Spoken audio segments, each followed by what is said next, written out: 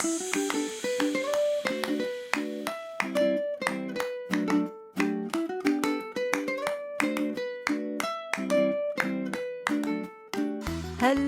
and welcome to Super Great Kids Stories, wise tales from storytellers around the world, which will make you laugh and sometimes cry.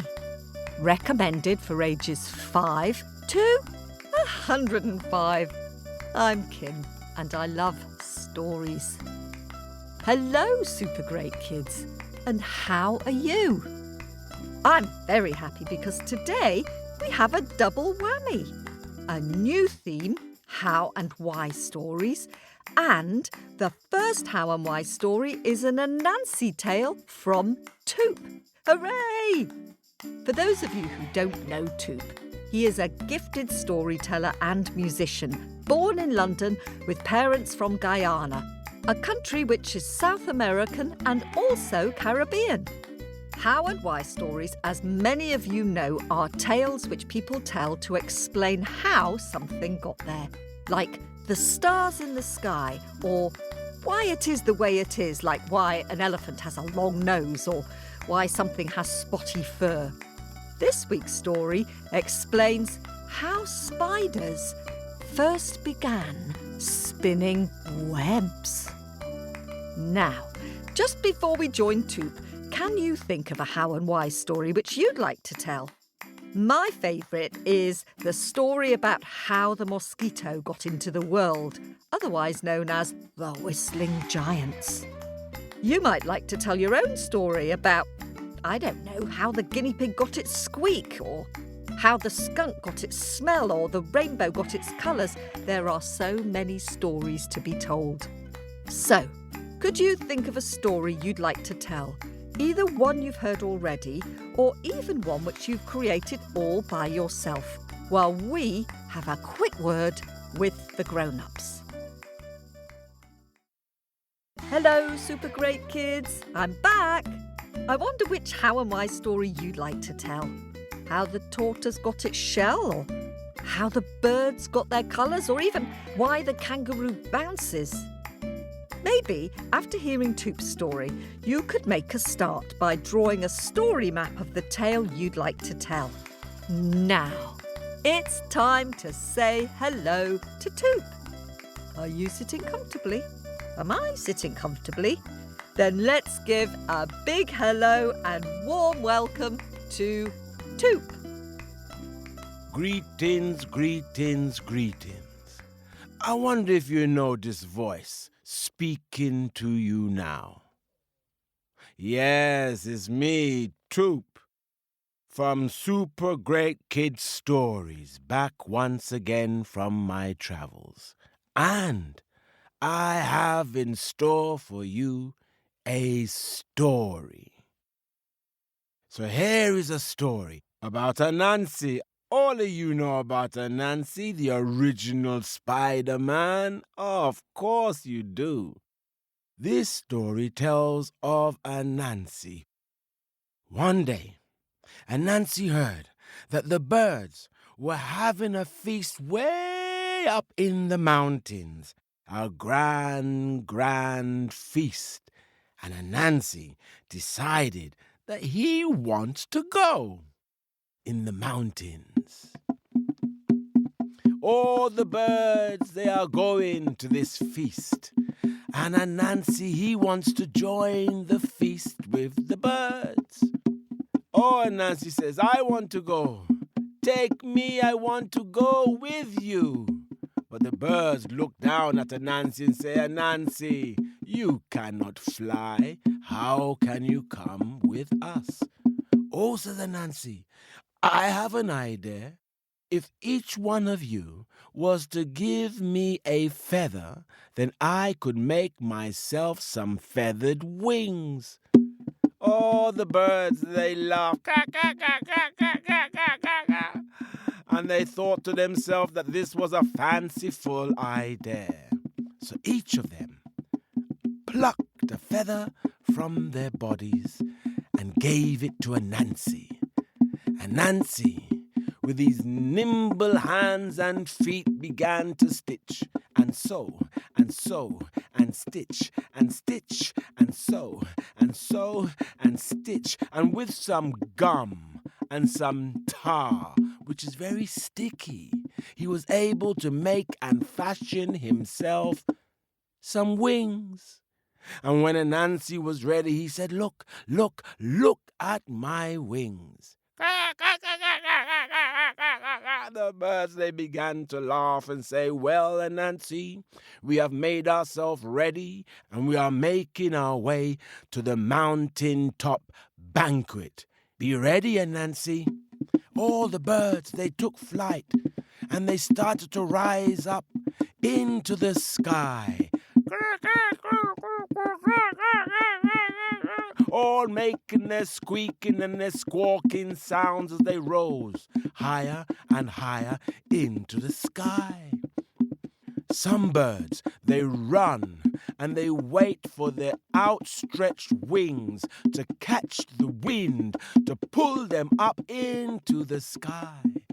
Other birds, they run off from a mountain ledge and they let the thermal heat from the earth catch under their wings and rise them high into the sky. And Nancy, he was running, running, running, running so fast that before you knew it, the wind caught under his wings and started to pull him higher and higher into the sky. "Ah," said Anansi, "I'm flying."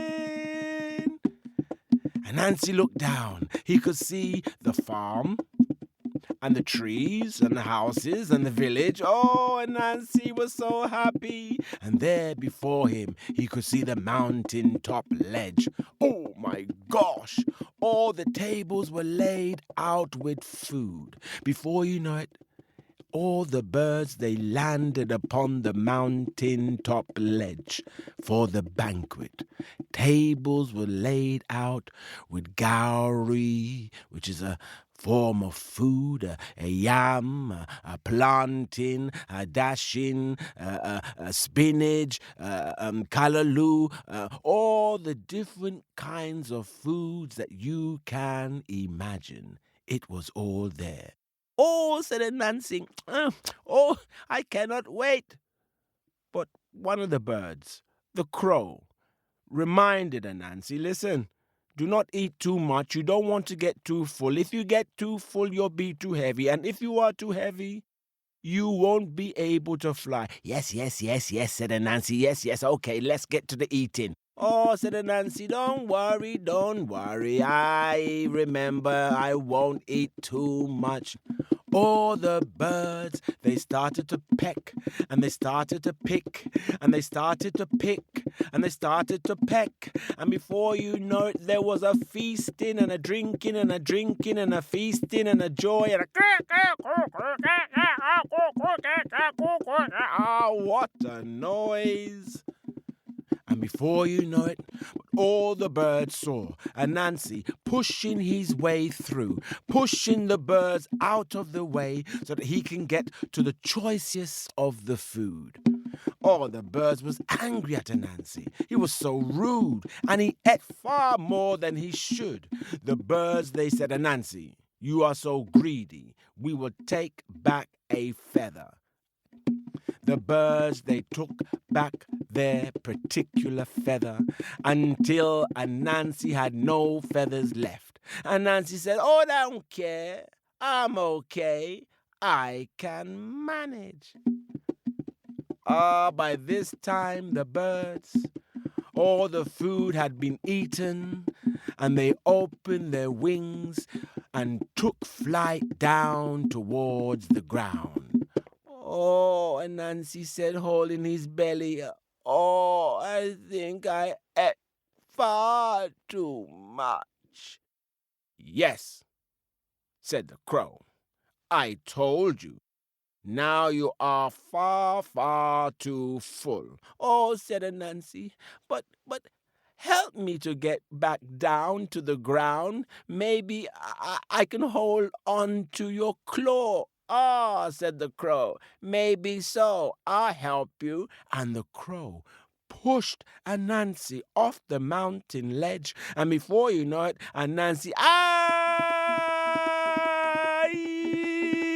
he fell, tumbling down and round and around and down and falling, rolling and falling and falling and rolling down the side of the mountain. Help me, called Anansi. An owl, which was passing, said, Anansi, press upon your belly. Anansi, he pressed upon his belly. And before you know it, a silky thread came out from Anansi. Anansi held on to that silky thread. The owl caught the silky thread and led Anansi down towards the ground. And as they made their way towards the ground, that thread got entangled between the twigs and the leaves of a tree. Oh, said Anansi, thank you, Brother Owl, thank you, Brother Owl. And Brother Owl flew away. And Anansi, he started to spin and weave a web, pulling one leaf and pulling another twig. And before you know it, he made his spider's web. And as Anansi sat there, looking up towards the sky, he thought, from now on, no more flying for me. But now I have a skill, always to spin a web. And from that day to this day, spiders always spin their web.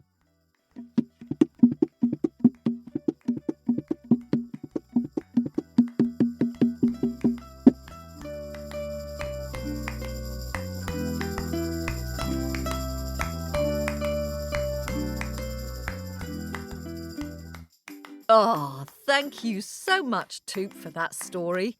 I'm glad Anansi decided not to fly anymore. Imagine a tarantula crash landing in your hair. Ugh. I love the way Tuup uses his drum to help him tell the story. Very clever. And I'm pleased that it was Wise Owl who had the answer. I wonder if that was our story owl who helped Anansi. That would be a good picture to draw, you know. Anansi trying to fly up to the mountain ledge with homemade wings. Send your pictures to Story Owl via our Facebook page, facebook.com/supergreatkidsstories, or via our website, supergreatkidsstories.com. Now, it's time to say hello to some of our new owlets. Hello to Eliza from Reno in Nevada, who became an owlet for her 6th birthday. Eliza's favourite stories are Misery and the Anansi stories.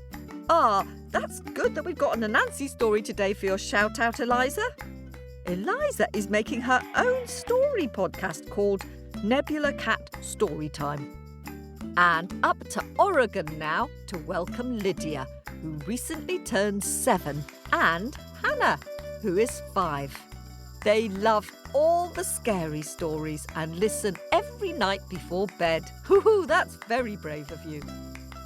And hoo-hoo-hoo-hoo, and a warm welcome to Madeline, who is 7, and Dexter, who is 5, from Maine in the US.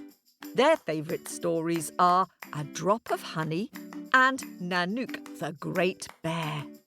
And hello to Edie, who has recently turned 4. She lives with her mum, dad, big brother Gabriel, who's 8, and big sister Lucy, who is 10. They all love listening, and Edie's favourite story is The Ghost of the Bloody Finger. And over to the lovely city of Leeds in the UK now, and hello to Esther, who is 4.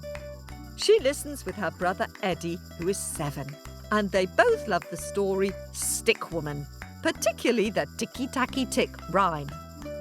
Back across the pond now to Lake Barcroft in Virginia, which is near Washington, D.C. And hello to Max, who is 8. Max has wanted to be an owlet for 2 long years. Well done for being patient, Max. They say everything comes to them who wait. Max's favourite stories are The Luck Child, Misery, and, can you guess, The Ghost of the Bloody Finger. And let's head west to Austin in Texas now to say hello to Eve, who became an owlet for her 7th birthday. Eve has been listening with her mum for about 2 years, and she loves all the storytellers, especially Wangari, Baden Prince Jr., Rebecca Lemaire and Kate Corkery. And she says she can't wait for the Super Great Kids book to be published. Aw, that's nice, Eve. We're working very hard on it, even as we speak. And over to Germany now to say hello to 5-year-old Nico, who listens every time he's in the car. Nico's favourite stories are Finn McCool and the Giant's Causeway, The Ghost of the Bloody Finger, and the Baba Yaga stories. Yes, I love Baba Yaga too. Many people in Eastern Europe, Russia and the Baltics know her as Baba Yaga. Well, they both work. I really like her, Nico, though she is probably the scariest witch in the world. And hola to Elka, another owlet living in Europe, in the sunny south of Spain to be precise. Elka is 4.5. She sent drawings of the Ghost of the Bloody Finger, the boy who lived with bears, and how the tadpoles lost their tails. Thanks for sending them, Elka. And hello to new apple owlet Ingrid, who is 7. Ingrid lives in the Lehigh Valley in Pennsylvania. Her favourite story is, well, most of them. Thank you, Ingrid. That's very nice to hear.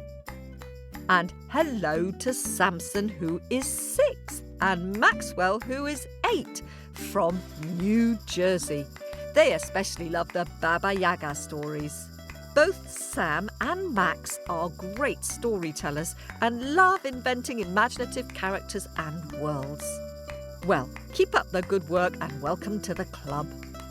Hello now to Olivia, who recently turned 8 and became an owlet for her birthday. She lives in Arkansas in the US. Her favourite story is The Hairy Toe. She sometimes walks around the house shouting, "Hairy toe, hairy toe." Sorry for that, grown-ups. More owlet welcomes next week. Lots of lovely pictures this week, especially of the story How Maui Slowed the Sun. Our pick of the week picture goes to Iri Maya, who is 9, who's drawn a lovely picture inspired by Finn McCool and the 7 Little Helpers. Iri and her sister Agni Mira were born in India and now they live in Bath here in the UK. What a brilliant picture you've drawn, Iri. I love the stormy sea and sky and the patterned sails on the ship and the 7 Little Helpers with all their different attributes like big ears and long noses. Just great. Thank you. If you'd like to see all the super great pictures sent in this week, go to facebook.com/supergreatkidsstories. And we have news of a super great storytelling festival in East Anglia here in the UK, where I'm going to be telling some stories, along with storyteller Shane Ibbs. There are lots of family activities and other storytellers performing, like Nick Hennessy and Amy Douglas, who you'll know from their stories on this podcast. It's taking place in Stowmarket, Suffolk, in the UK, on the weekend of Friday the 17th of May through Sunday the 19th of May. And it's packed with daytime programmes perfect for families. For more information, go to eastanglianstorytellingfestival.co.uk or look on our Facebook page. And thanks very much to all of you who are subscribing to our podcast. We couldn't manage without your support. If you'd like to support our podcast on Apple Podcasts or on Patreon, we'll say hello to you on the programme.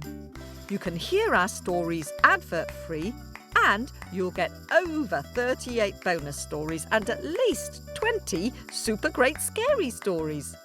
For more information, go to our website, supergreatkidsstories.com. And next week we have a How and Why story from Wangari in Kenya. This podcast was produced at Wardour Studios in fabulous Fitzrovia in London.